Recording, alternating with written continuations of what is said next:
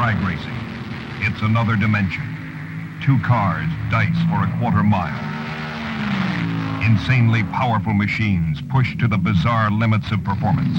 Machines with one purpose, to conquer the formidable barrier of time.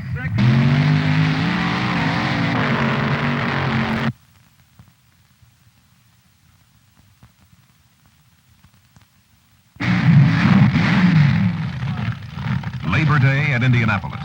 The furious excitement of the National Drag Racing Championships. Professional driver Charlie Allen guides his monstrous machine toward the starting line to begin his personal battle against time.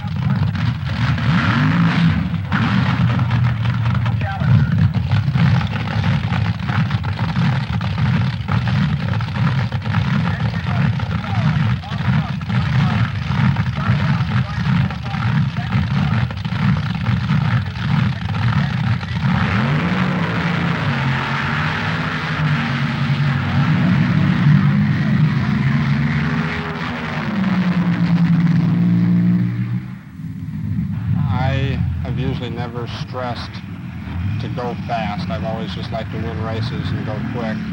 But most of the cars now, to go quick, you're having to run close to 200 miles an hour or over 200 miles an hour most of the time. These cars, as you know, have a tremendous amount of horsepower.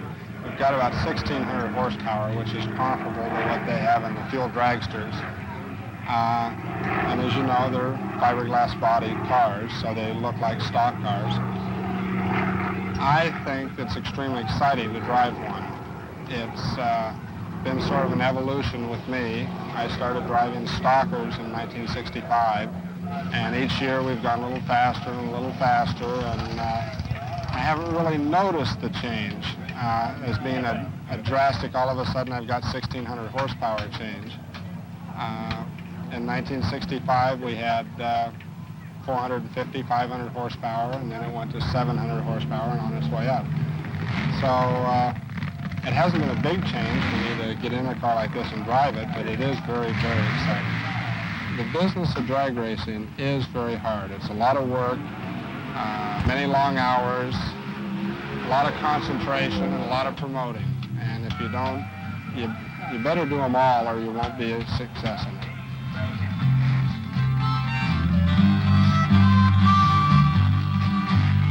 The past turns into future when the red light turns to green. I can make it happen in my time machine. Time's frozen by motion, speed can almost make me blind. Deep inside my helmet, nearly bends my mind. Tires are screaming, mid smoke and fire I'm dreaming of the someday when no time will pass at all.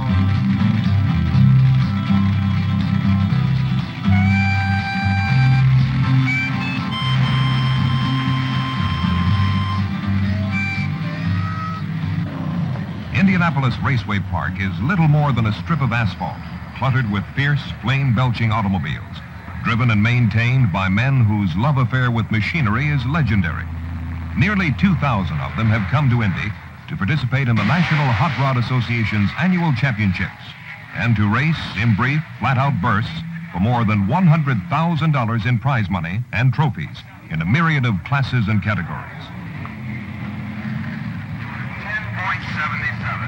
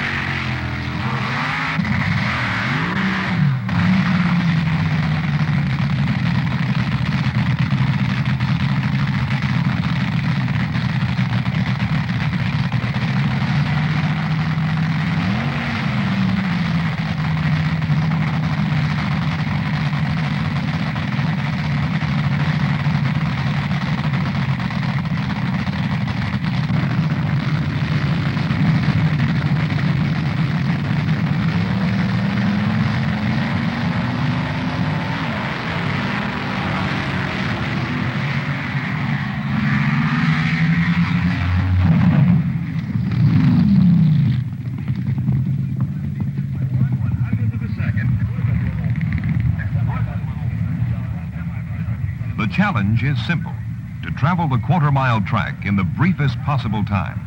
It is an exercise in raw horsepower, meaning that engines are stressed via supercharging, exotic tuning, and special fuels to the outer limits of durability, and sometimes beyond.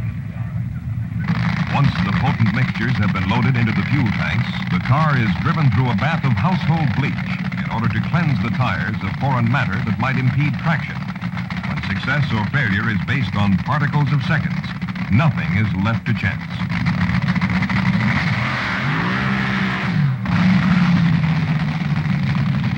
The competition is so fierce that many teams are driven to the use of volatile space-age fuels in their quest for power.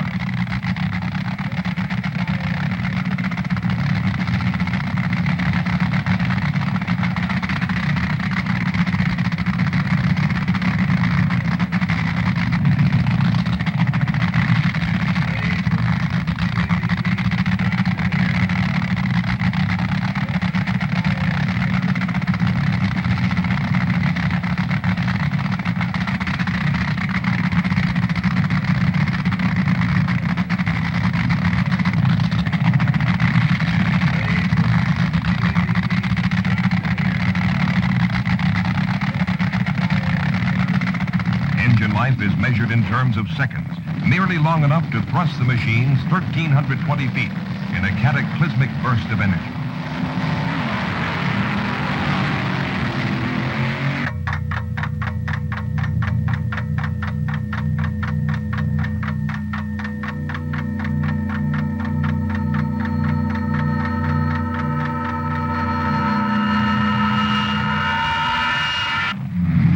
Operating under such extreme stresses, engine failure occurs with alarming frequency, often in a shower of flame. Although this driver escapes injury, similar mishaps take 2 lives at Indy and destroy thousands of dollars in expensive machinery. In a sport noted for its high standards of safety, the struggle against time reaches the outer limits.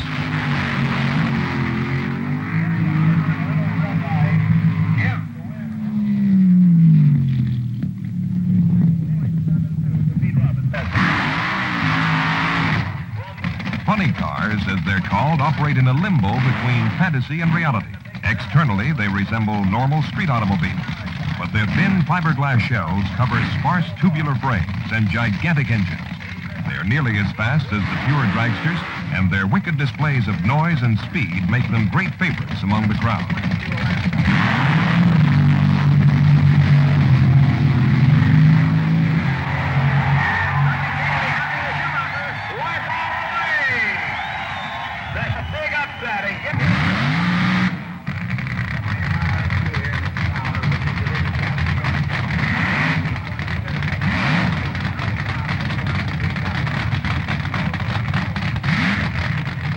A pair of cars and drivers work their way through the elimination round. One final race between a pair of California pros remains.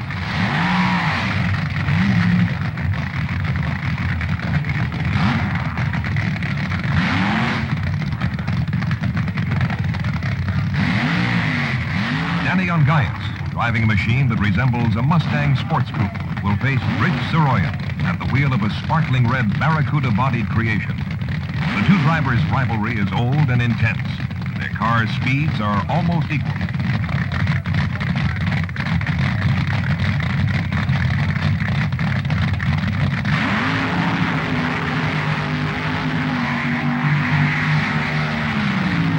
Saroyan has red-lighted.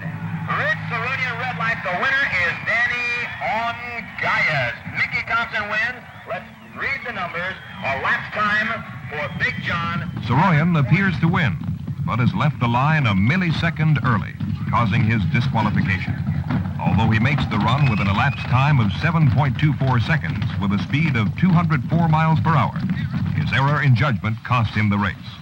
The winner, who drives a car belonging to retired racing champion Mickey Thompson, takes the championship, while his time for the quarter mile is slower, 7.47 seconds.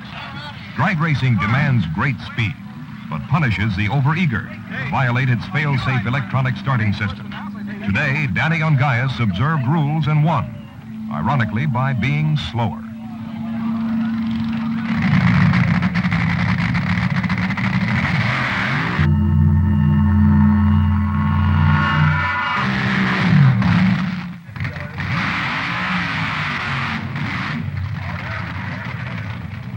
of drag racing is formed by the stock class automobiles, cars that closely resemble those driven on the street. Although slower than the dragsters, they face the same challenge, to run the quarter mile faster than the competition. While many of the stock class drivers are weekend amateurs, the men who dominate the action are full-time professionals. One such pro is a burly veteran named Dick Landy. I enjoy the super stock racing myself, and that's probably the biggest reason that I'm going to stick in it. I've been into funny cars, and I enjoyed them, but I enjoy the super stockers a lot more. We have the competition in the super stockers. Instead of having 10, 15 cars, we've got 80 or 90 to contend with. The racing itself, I enjoy a lot more than I do the preparation. Let's put it that way. Preparation's a lot of hard work. I believe probably that the average individual who does it as a hobby, I would say it's at least 80%. They spend their whole lives working. Imagine their wives and families get pretty upset at them sometimes, but it's more of a family thing with them. Myself, it's a business. We do it day in, day out, and hire people to do the job. Landy is knocked out of contention in an elimination round, while another top pro, Ronnie Sox of Burlington, North Carolina, moves into the final. Sox's job of winning the Superstock Championship becomes a simple one when his opponent, Dave Wren of Missoula, Montana, experiences car failure on the starting line. The drive shaft lets go, and your champion is Jackson Martin, 10 points. While the racing goes on in spurts of noise on the track, the zany scene that is Indy flows in a colorful parade of flamboyant people and spectacular machines.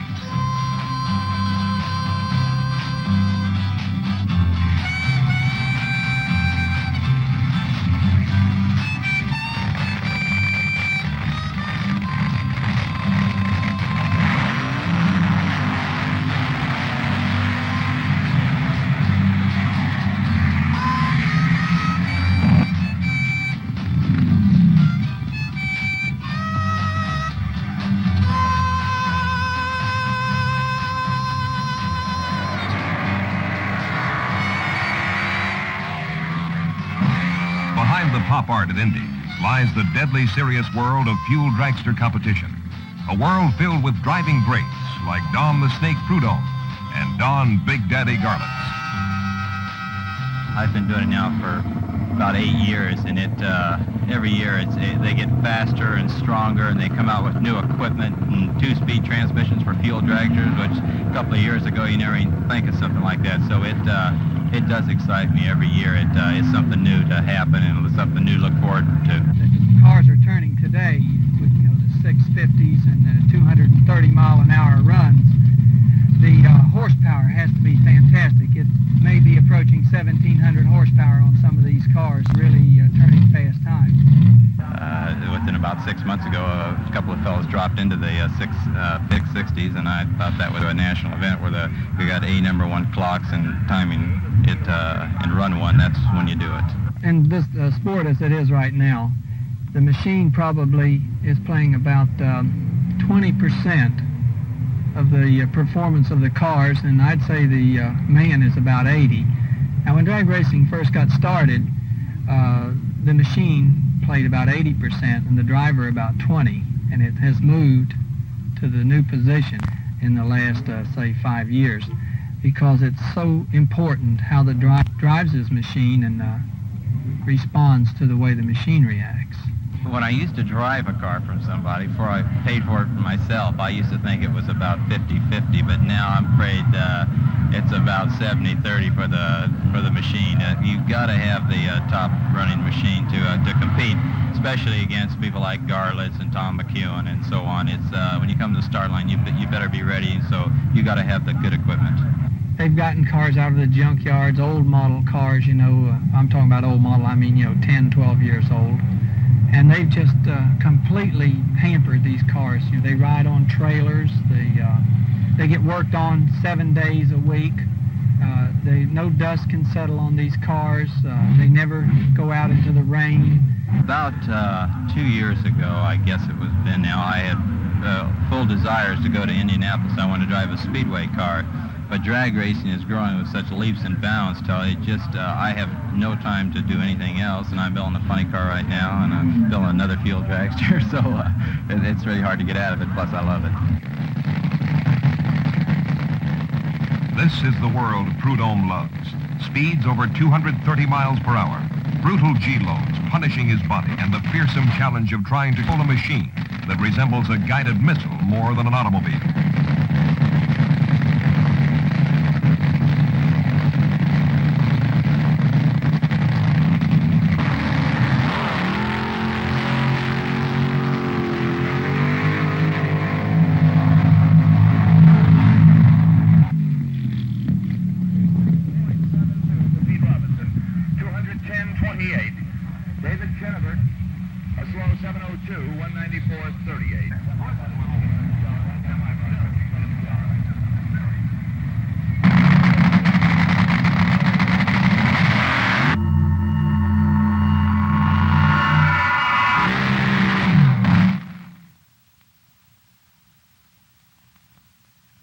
The struggle against the clock continues as men thunder down the short strip of pavement like artillery shells.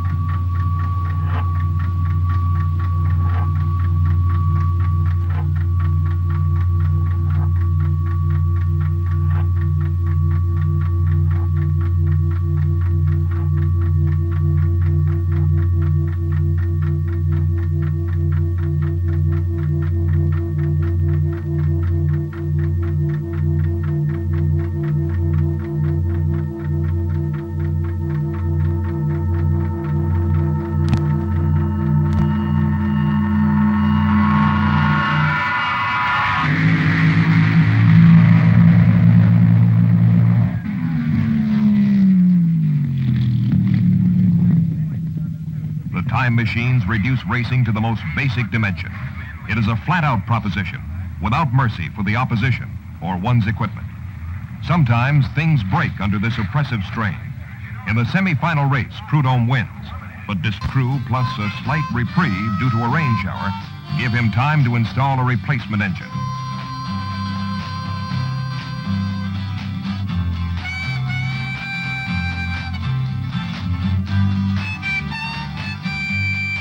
With his best engine ruined, fuel eliminator, against a hot young contender from Southern California named the unsinkable Kelly Brown, a driver who gains in stature with each successful run. Before the big showdown comes, a pair of outlandish machines roll to the line to square off for the Super Eliminator title. Ron Ellis and his 1923 Model T-body dragster faces George Montgomery's supercharged Mustang in the championship run.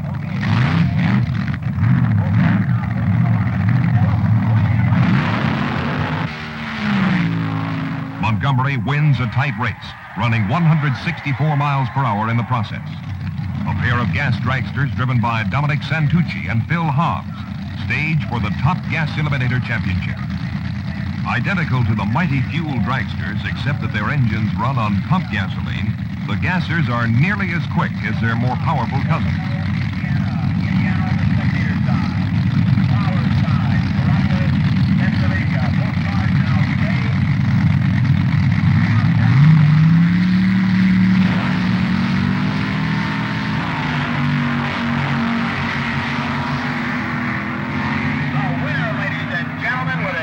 Santucci wins the title when Hobbs starts too soon and red lights. The tension that is built around the top fuel eliminator race is about to unwind. Kelly Brown and Don Prudhomme are strapped into their fearsome machines and pushed toward the starting line.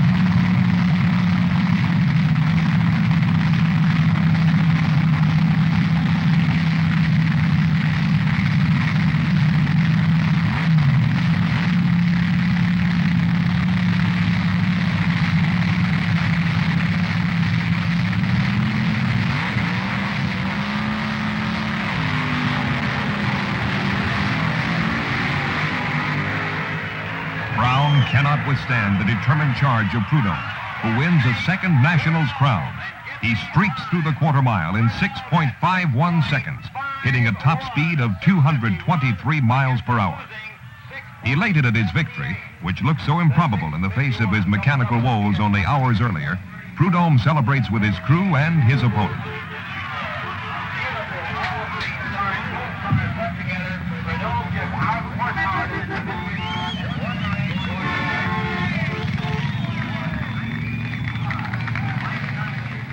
Looking as if he's driven 500 miles rather than 1,320 feet, he stands at the top of his trade for a fleeting moment of notoriety and reward, until he and his courageous colleagues once again climb into their awesome cars to resume their relentless battle against time.